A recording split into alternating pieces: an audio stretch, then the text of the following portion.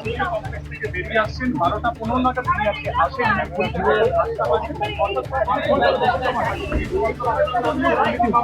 তিনি ইডিকে সম্পূর্ণ রকম ভাবে সহযোগিতা করেছেন। একাধিক ব্যাংকের নথিপত্র যেমন চাওয়া হয়, তেমনই এই নিয়োগ দুর্নীতিতে তার কি ভূমিকা ছিল এই বিষয়ে তাকে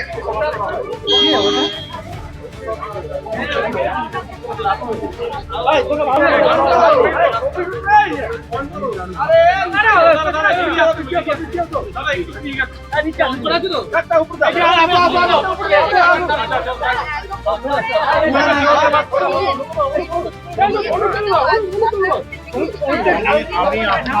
আপনারা যা বলবেন আমি তা শুনে উত্তর দেবো। তার আগে একটা অনুরোধ করছি, আপনারা যদি চাপাচাপি ধাক্কাধাক্কি করেন আমি পড়ে গেলে তো হ্যাঁ বুঝতেই পারছেন যে সেই সকালবেলা আমরা ঠিক ঢুকেছি 12টা 10, এখন 5টা বাজে। ওদের যা যা প্রশ্ন ছিল আমি সমস্ত প্রশ্নের উত্তর দিয়েছি, মুখে বলেছি এবং লিখিতভাবে দিয়েছি। আমি আশা করব এজেন্সি তারা যা যা উত্তর চেয়েছিল আমি সঠিকভাবেই দিতে পেরেছি এবং so far my knowledge goes, my trust goes, I had not only tried but I cooperated totally.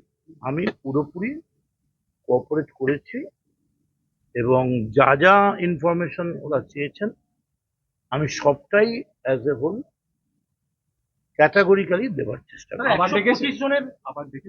আজকে আর কিছু বলেনি। আপনি চান আবার ডাকুক?